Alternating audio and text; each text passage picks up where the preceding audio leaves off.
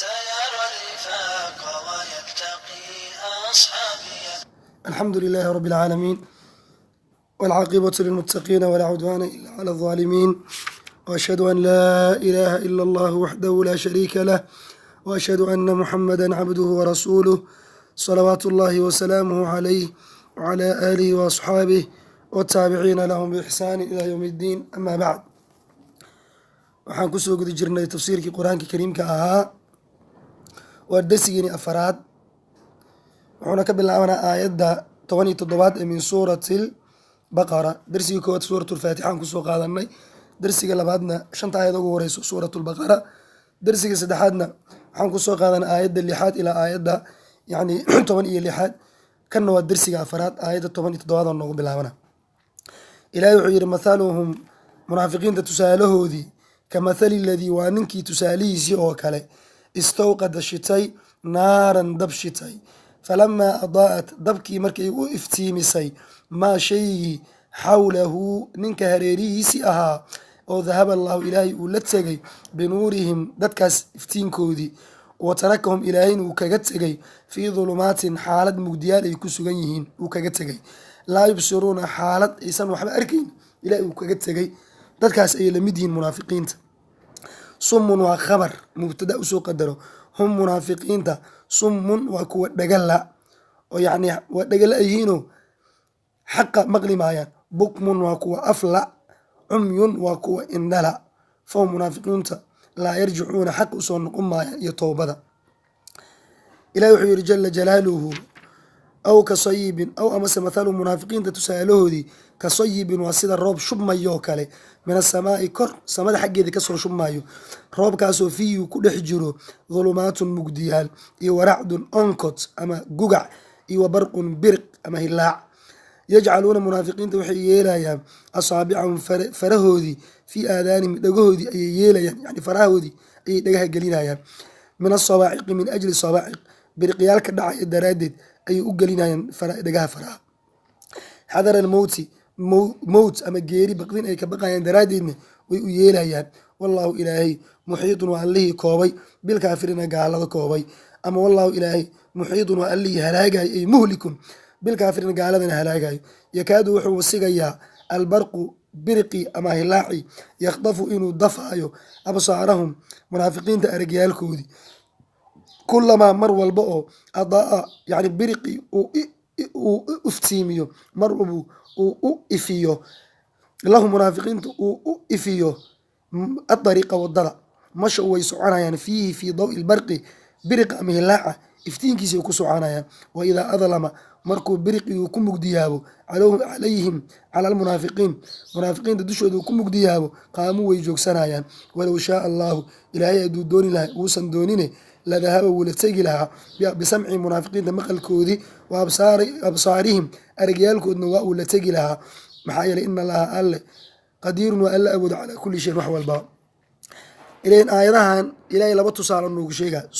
mathaluhum, tusaalaha koowaad wuxuu ku tusaaleeyey dab nin dad shitay isagoo meel duur marayo mugdi jiro, markuu dabka shitay oo mugdi iyo bad iyo beri uu kala arkay, wax walbana uu kala gartay, meelaha bahal taagan iyo meeshii geed ah iyo meeshii god ah uu kala dareemay, iftiinkii uu ka damay, qofkaas wuxuu gelayaa mugdi kii hore ka daran.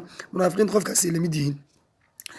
ayib, ilahi wuxuu yihi subxaanahu watacaala mathaluhum munaafiqiinta tusaalahoodii kamathali ladii waa ninkii tusaalihiisii, istawqada shitay naaran dab, falamaa adaa'at dabkii markay u iftiimisay maa xawlahu wixii hareerihiisii ahaa, markay u iftiimisay uu kala gartay bidix iyo midig, yacni dabkii uu weheshaday, markaasaa dabkii fahmaysaa dahab allahu allaa la tegay binuurihim iftiinkooda allaa la tegay, dabkii aa ka damay. waa iftiinkii hore islaamnimadii ay wateen way ka shakiyeen, markaas iftiinkii aa ka tegay islaamnimadii, gaalnimadii munaafiqnimadii ayay u laabteen. watarakum ilahi wuxuu kaga tegay marka fii dulumaatin mugdiyaal xaal ay ku sugan yihiin. tarakadii oo taraka lagu fasiro ka tegid, dulumaat waa xaalayne. haddii macno kale noo jira watarakum iyo wasayarahum ilahi wuxuu ka yeelay munaafiqiinta fii dulumaatin mugdiyaal kuwa ku jiro, laa yubsiruuna kuwa aan waxba arkaynin oo xaqa ma fahmaan, yacni baadidoodii isaga dhex jiraan, hanuunkii maba helaan. fahmaysaa? sidaas waa iyadan. hum munaafiqiinta summun waa kuwa dhagala, dhago way la yihiin, yani iyagoo maxaa la dhihi jiray ilaahay nuurkooda uu ka qaaday oo gaalnimadoodii ay ku noqdeen. haddana iyadoo taas ay sii jirto dulumaadka la sheegayana culammadu waxay ku fasireen waa shakiga, watarakum fii dulumaatin maa hum fiihi min ashaki walkufri walnifaaq. waa gaalnimada, shakiga, munaafiqnimada, diinta ay ka shakisan yihiin, wixii u noqonayaan islaamnimadu way ka tegayaan. laa yubsiruuna yani xaqa arki maayaan oo yani ku toosi maayaan wadada xaqa mana garanayaan. wahum maca dalika sumun, iyadoo sidaas ay jirta waa dhagala yihiino laa yasmacuuna khayran khayr maqli maayaan.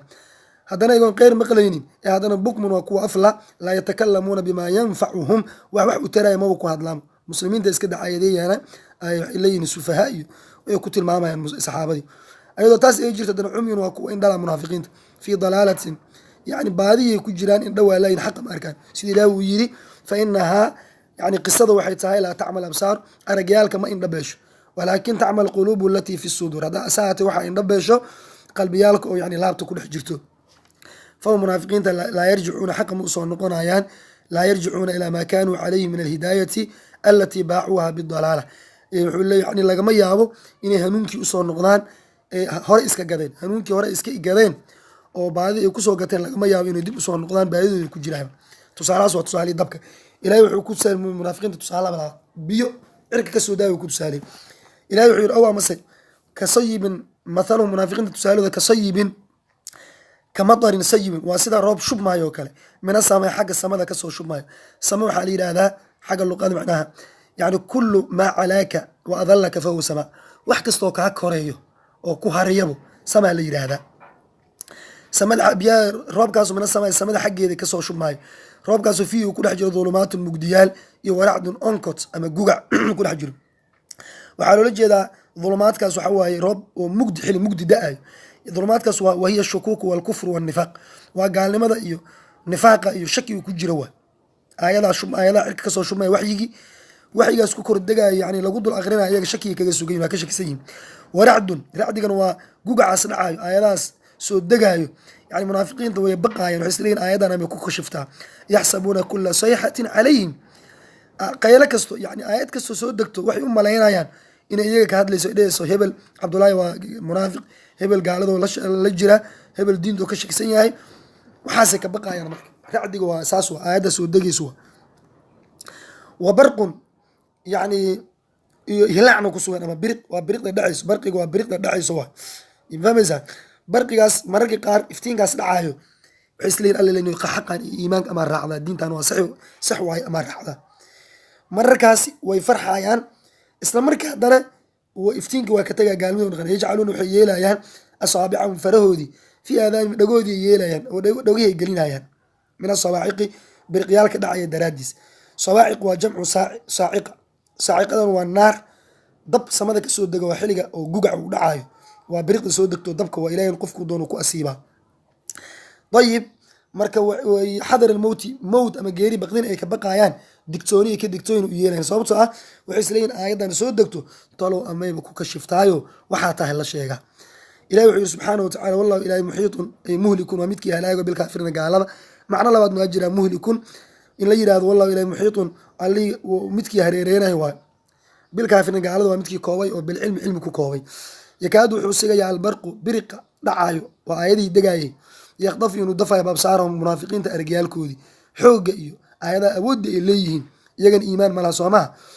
marka cabdullahi ibn cabaas wuxuu ku fasiray radi allahu canhuma, wuxuu yihi yakaadu muxkamu lqur'aani yadullu calaa cawraati lmunaafiqiin.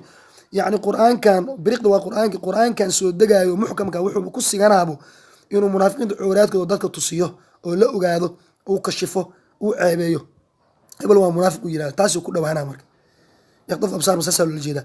kulamaa markasta oo adaa uu u ifiyo lahum munaafiqiinta mashow way soconaan fiihi fii dawi lbarqi, iftiinka iyo biriqi, yani biriqi iftiinkiisa ku soconaan. maxaa loola jeedaa?